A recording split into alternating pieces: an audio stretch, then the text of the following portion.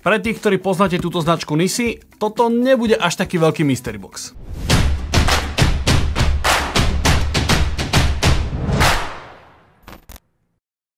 Asi najviac dopytované video, ktoré ste odo mňa chceli vidieť, bolo ohľadom filtrov. Veľa z vás by si možno predstavilo taký ten klasický filter, čo máte na Instagrame, že si to odfotíte s tým filtrom a tá fotka vyzerá trošku inak. V tejto videofotosfére to tak úplne nie je. Tých filtrov je naozaj veľa, avšak rád by som sa zameral v tomto videu na tie mnou najpoužívanejšie. Tri najčastejšie filtre, ktoré používam: ND filter, ProMist filter a CPL-kový filter. Celkovo si tie filtre môžeme rozdeliť na pevné a variabilné. Najväčší rozdiel medzi nimi je v podstate cena a kvalita.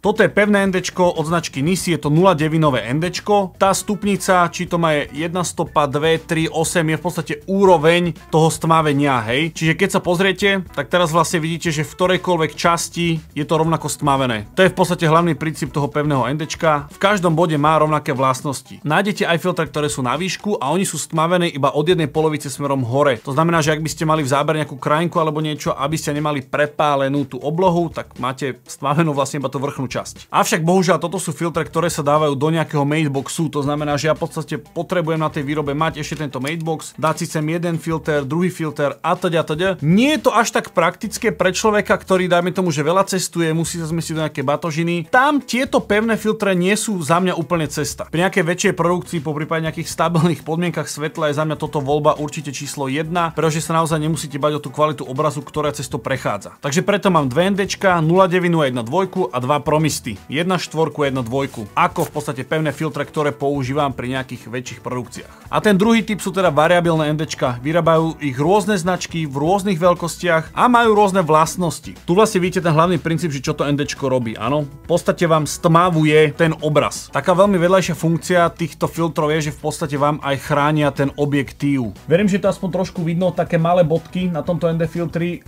Keďže bol používaný, tak je vlastne vidno, ako ten prach a rôzne čiastočky by vám sadali na ten objektív a môžu ho poškrabať. To, že sú variabilné, je na jednej strane super, pretože je to malé a kompaktné, avšak tým, že sú variabilné, tak vznikajú rôzne deformácie toho obrazu. Máte tam také dva typy deformácií, by som to nazval. Jedno je farebná deformácia a to znamená, že vám to NDčko posúva tú farebnú škálu toho obrazu trošku do oranžovej, do modrej, do červenej. Už záleží, aká kvalita toho NDčka tam je. A taká druhá deformácia býva, že veľakrát vám vznikne taká vineta, hej, v podstate. Nie je to spôsobené iba tým, že máte nejaký širokouhlý objektív a na tých krajoch vám vlastne vznikne tá vineta, hej, takéto niečo, že vlastne ten objektív vidíte rohy, ale je to vyslovene spôsobené tým NDčkom. Avšak prišli inžinieri z Nissi a vytvorili novú sériu ND filtrov TrueColor.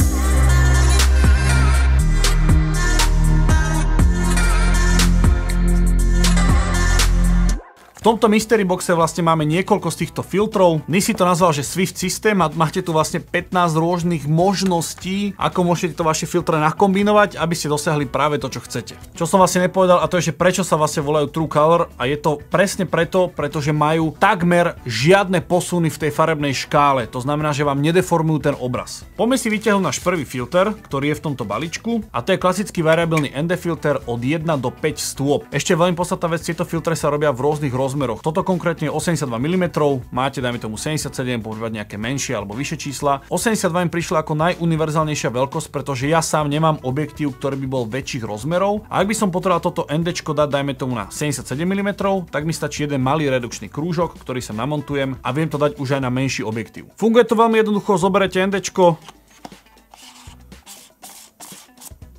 a našrobujete, nič viac. Toto by mal zvládnuť naozaj každý poloblb. Na tomto vrchnom krúžku vy teda máte naznačené, že či je to na jednej stope alebo na 5. To je pekne uvidíte, že máte tu jednu stopu a 500. Je super, že tu máte aj zvlášť krytku na to NDčko, pretože tá pôvodná krytka by vám sem, hej, nepasovala, je to blbosť, aj iba ste si to nejak doškrabali. Čiže toto je v podstate super, nemusíte dávať nič dole, zároveň ochránené, zároveň tam má už namontované to NDčko. Má to ešte jednu takú malú vychytávku a to je tu taký mini šrobík, by som to nazval, a tu opäť do tej vrchnej časti asi môžem zašrobovať. Tak, a teraz môžem o mnoho komfortnejšie v podstate posúvať to samotné NDčko. Ja to tam nemávam, lebo mi to trošku tam že vadí, aj keď aj táto krytka je robená na to, že sa tam nacvakne a máte tú krytku na tom NDčku, aby sa vám nejaký nepoškrabal, ale zase mi to tu tak trošku vadí, keby som dával do ruksaku, aby som sa, že to zlomím alebo niečo, a musíte si nájsť miesto, kde túto malú vec dáte. No ale predstavme si situáciu, že týchto 5 stop toho NDčka by vám bolo málo. Čo potom? Nissi myslel aj na to a pridalo tu pevné, áno, toto už nie je variabilné NDčko, pridalo tu pevné, ďalšie 4 stopy. To znamená, že ja to v jednoduchosti chytím,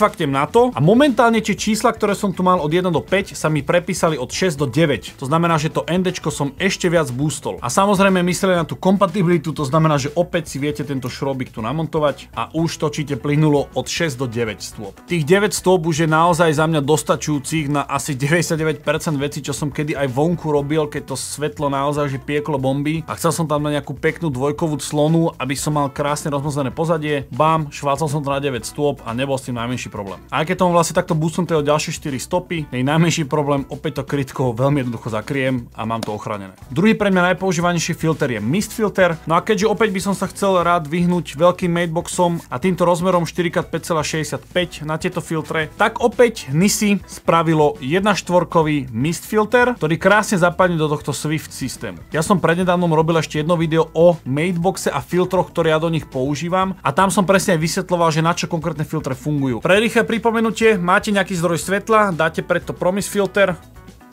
a krásne vám to svetlo takto rozmaže. Pevné ja mám 1/4, 1/2, to očíslovanie presne podľa úrovne toho filtru. 1/2 je silnejšia ako 1/4, čo je logické, 1/4, 1/2. Tu ja používam 1/4, nie je taká agresívna a na tie bežné veci mi naozaj že postačí, opäť si ju ja chytím a zacvaknem do tohto systému. A opäť zoberiem krytku a krytka je tam. V tomto momente tu ja mám nastakované 3 filtre. Mega veľa miesta mi to ušetrilo a mám tie filtre funkčné na to cestovanie, ktoré ja v podstate potrebujem. V balení potom máte ešte tento jeden redukčný krúžok do tohto celého systému. V tomto systéme je ešte CPL filter, ktorý ja zatiaľ nemám. Veľmi skrátke vysvetlenie, ako tento filter funguje. Predstavme si, že ste na krásnej pláži plnej nádherných žien, ale musíte točiť video. Štandardné fotóny zo slnka putujú všetkými smermi, čiže aj vám do objektívu. Avšak, ak narazia do niečoho, čo má reflexný alebo teda odrazový povrch, ako napríklad oblak alebo hladina mora, môžu sa od nich odraziť a putujú ďalej. Napríklad aj do toho tvojho objektívu. Ak si tieto odrazy neželáš, použiješ CPL filter. Za mňa je toto ten mystery box, ktorý je že extrémne praktický, pretože keď si mám porovnať, čo by som na to cestovanie aj viac používal, tak v tejto krabičke mám všetko, čo potrebujem. Toto je síce viac profi, ale hodí sa to na väčšie produkcie. Takže kto siahne po tomto Swift systéme od Nisi, tak si myslím, že nebude to krok vedľa. A odteraz je toto vec, ktorú pridávam do základnej výbavy môjho bagu. Viac info o tomto nájdete dole v popise, takže čekujte ten popis, nerobím ho zbytočne. Ak si tu nový, určite mi hoď odber, môžeš sa tešiť na ďalšie takéto technické videá, kde sa budem snažiť viac rozoberať svet foto-video. No a vidíme sa opäť niekedy na budúce. Čaute.